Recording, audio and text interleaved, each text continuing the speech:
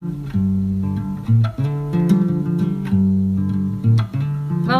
to Take It from the Ironwoman. My name is Susanne Mueller, your host and the Ironwoman. This podcast is about empowering yourself and others to make real changes in the world. You will hear from everyday, smart, sophisticated, hip people like you and me. Not everybody has to be an Ironwoman to impress the world. Together, we will learn from the sports and business leaders how you can become a more successful person as an entrepreneur or a leader. It's one step at a time, one day at a time. Take your steps now. Take your big steps now. Join me on this journey to success. Take it from the Ironwoman. We only have cool guests. And today we go reading with Enrique, a TikToker. Enrique, introduce yourself. What do you do? What can we learn from you? Hello, everyone. My name is Enrique. I have a TikTok channel called Reading with Enrique where I read books so you don't have to. It's revolved around ideas that I come across in books that I share with others that might be able to make an impact in their lives. It's made an impact in mine. So if you want to tag along as I go through all of these, stick around to my channel for sure. Reading with Enrique. What kind of books are you reading then? What are you interested in? The way that I even go about selecting one usually depends on problems I'm facing in my life. About a year ago, I was struggling with developing good habits. I picked up a few books that I've scoured through and found. One of my cousins recommended me Atomic Habits. I read that one, which was honestly life-changing and amazing because of the way that the author just breaks down the content. And, or for example, Connect, which is one of the books that I've talked about a lot on my channel. It was when I was trying to figure out how I could have more deep and meaningful relationships with the people in my life. And then that book just magically appeared. The rest is history. That sometimes when we need a book, you find it and it's life-changing. The author lays it out. He kind of makes you look at habits and systems. An amazing example that he always gives is that somebody can have the goal to have a clean room, but if they don't fix the system behind what made the room dirty in the first place, then you're going to you can get a spur of motivation, clean your room, or achieve your goal of having a clean room, but your system's going to come back and eventually dirty your room up again. Once I heard that idea, I started looking at everything in the form of like systems when it came to things I was trying to change. It was revolutionary for me. I wanted to go more to the gym. So I couldn't just say, I'm going to go to the gym and make that my goal. I had to say, I am somebody, because there's 3 layers to that type of change. There's the identity, there's a system, and then there's a goal. And a lot of people try to take a goal-oriented approach when it comes to developing habits. So they'll say, I want to lose 20 pounds. They don't realize that that's one of the hardest ways. Instead, it should be from the identity itself. You see yourself as somebody that goes to the gym. You see yourself as someone who eats healthy. And then eventually you end up losing and shedding off those 20 pounds. So that was super interesting to me.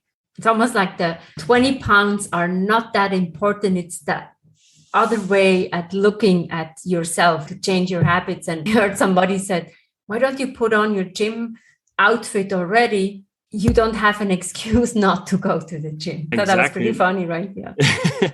It presents less obstacles for you to go through, because everyone in the morning, usually I'd say, I prefer to go in the morning. And as soon as you wake up, your brain's like, just stay in bed. Yeah. It's so warm and cozy. You're going to have to get up and change and move, and let's just sleep in a little bit more. But it's like, if you already have all your clothes set, you can just tell your brain, like, but I already have my clothes right there. And like I said, I would do it. So I have to get up and do it.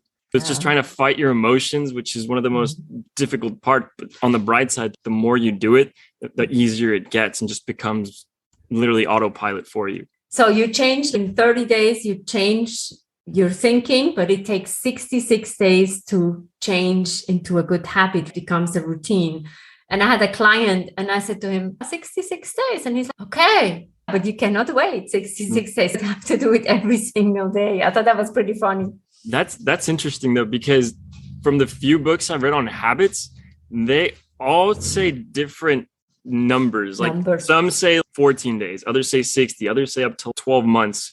The more I've been researching into it as well, and there's an amazing podcaster that I love to listen to, is called the Huberman Lab. He talks about how depending on the type of habit you're trying to develop will really determine how much time it would require. Some things that are more ingrained in your brain, I can assume would take you longer to I think uninhabit it, and then so. Something that you can easily just pair with something that you've already been doing. And I also think that losing weight is something of the hardest because we all need to eat.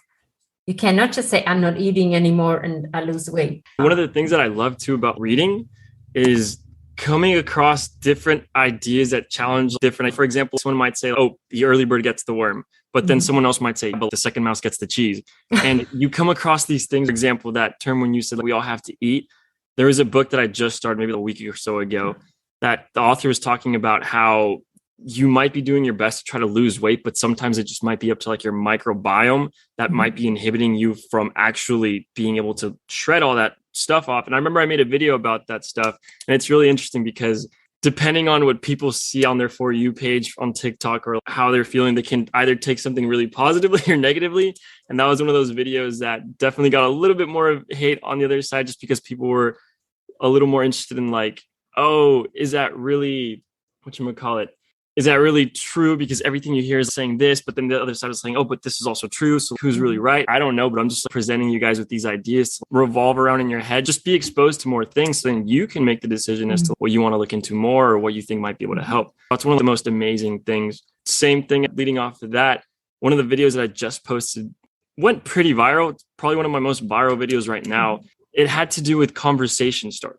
Basically, the author, Vanessa Van Edwards, is talking about how they did a speed networking event where they had the basics. Hi, how are you? How's your family? How's work? The normal social scripts we're all used to. And they had them participants rate on a scale of like 0, I think, to 7 on their interest. And then on the other side, they had other ones that were what's been in the highlight of your day or got any vacation plans, stuff like that. And those were rated as more interesting than the previous ones. And I made a video about that saying, oh, if your social scripts sound, or if your conversation starters sound, hi, how are you? And all that stuff, then you might want to listen to this. And then I went into the other ones and people were like, wait, that's weird. Why would I want to do that? And all that stuff. But then the other side was like, wait, but I see why that would work. It was a super interesting scene, just a wave of back and forth going between in the comments. What is your favorite book? Sounds much more intriguing to me than how are you? Or opens you up. And even then you can go a step further and ask them how they feel about it or how they're just get it. Because I remember there was a book that I was reading, Connect, where the author was talking about how you can present facts. You and I could have both gone to, I don't know, zip lining, for example, but once you pair a feeling to it, then you really learn more about the person. Let's say you and I both went and did an Ironman. You might have felt thrilled and amazed for going to do an Ironman, but I might have just been completely out of breath and like frustrated that I couldn't keep up with you. You get to understand the person at a much deeper level as to what's going on with them. And especially in sports and endurance sports, it's the emotion. It's also the art of storytelling. Ooh. If you can pinpoint an emotion, people get it. They feel it. You're in the book or in the movie. Yeah. And I have to say, I love to read books and I make my own picture of, let's say, the person, and then I go and see a movie and I'm, no, that's not how I envisioned it. And then something along the lines of that too that I covered the other day was actually making a video about this tomorrow probably. But the power of storytelling, they put participants under an fMRI, and one of the researchers, one of the books that I was reading, they were talking about the research, and they had one person telling the story to the person in the fMRI, or I think they were both in the fMRI.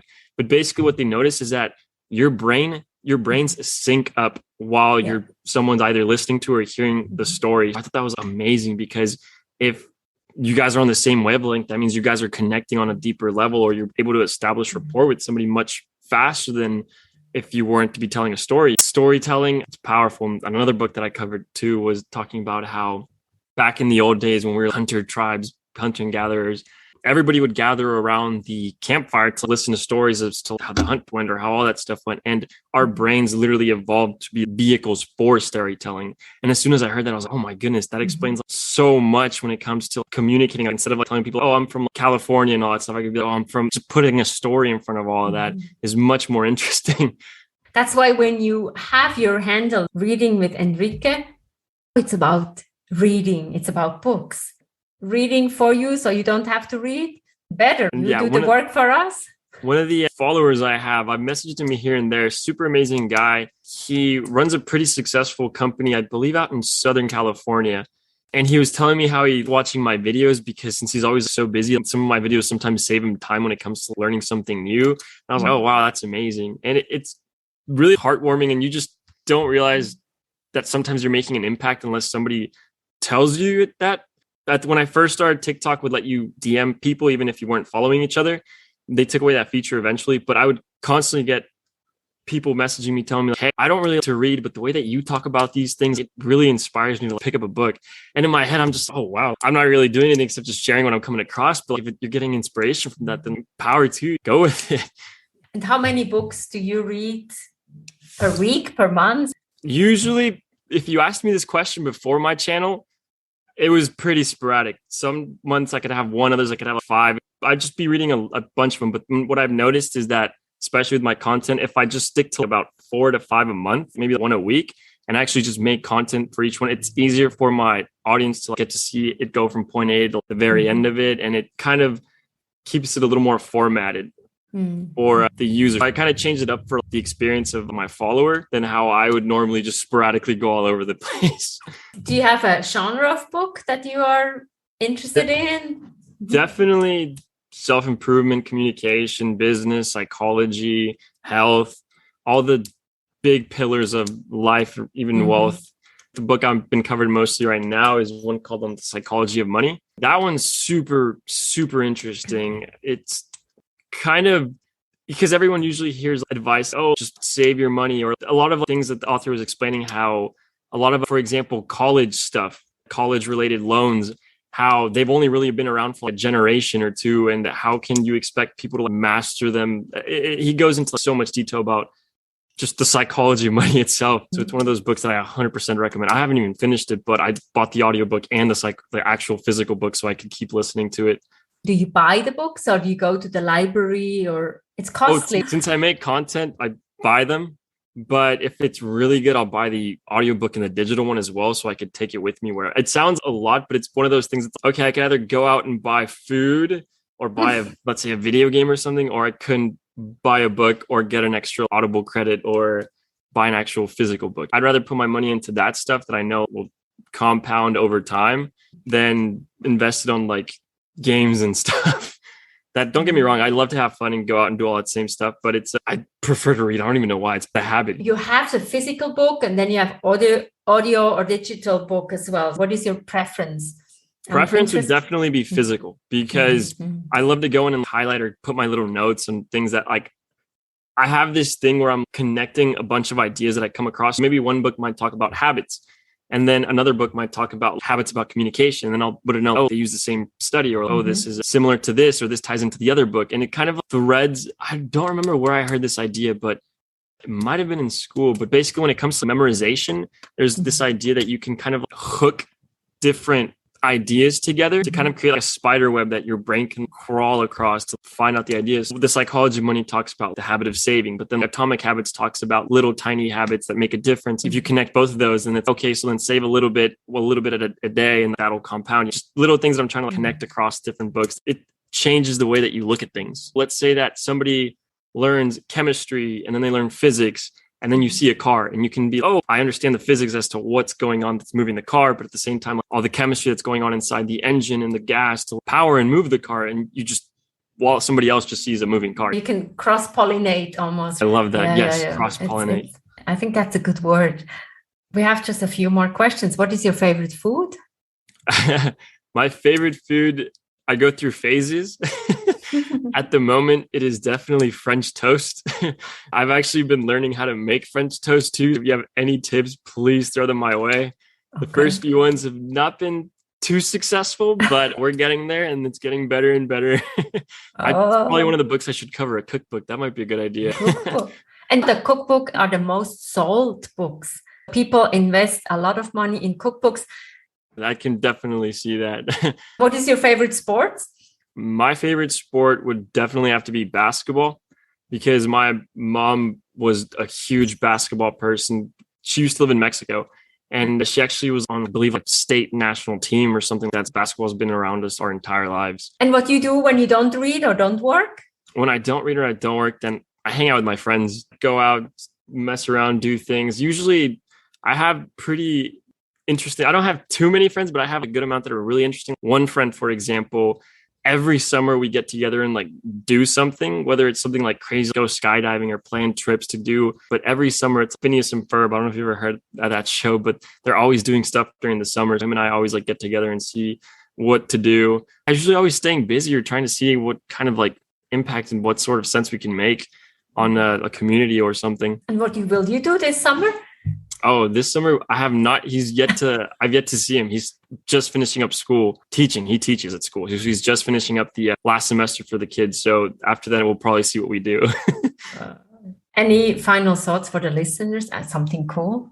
Oh, definitely. Probably if I had one book to recommend, this book made my favorite book of last year, but it's still to this day, still one of my favorite books. I would 100% go check out and recommend Connect by authors David Bradford and Carol Robin. That book will literally revolutionize the relationships in your life. And it was one of the books that was based off the legendary Stanford Graduate School of Business class called Interpersonal Dynamics, but the students eventually called it Touchy Feely. One of the reasons it's so powerful is because it kind of provides you a blueprint of. They talk about 6 characteristics of exceptional relationship. I won't get too into them. You guys can go and check it out. But once you start seeing all the relationships in your life through those 6 characteristics and how to deal with conflict and all the other things that they bring up, you kind of see why some relationships are superficial and other ones are exceptional. And they give you the tools to be able to shift them over to either exceptional or at least robust. And of course, following me on TikTok. And I feel excited and fascinated by your reading with Enrique, because I learned from that book, you say, I feel excited. And that warms my heart. Reading with Enrique. Thank you so much. Thank you. What a super cool conversation. What are you taking away? Reading with Enrique. He's reading for you, so you don't have to read. I love to read. I love to write. Take it from the Ironwoman. We have episodes every Monday with very cool guests. We learn from everybody. We grow with everybody. You name it, we have it. Don't miss out. After 300 episodes, there's something for everybody. And Take It from the Ironwoman is also the coolest book that you can find now. It's global business coaching with sports parallels. Thank you for your support and see you next time.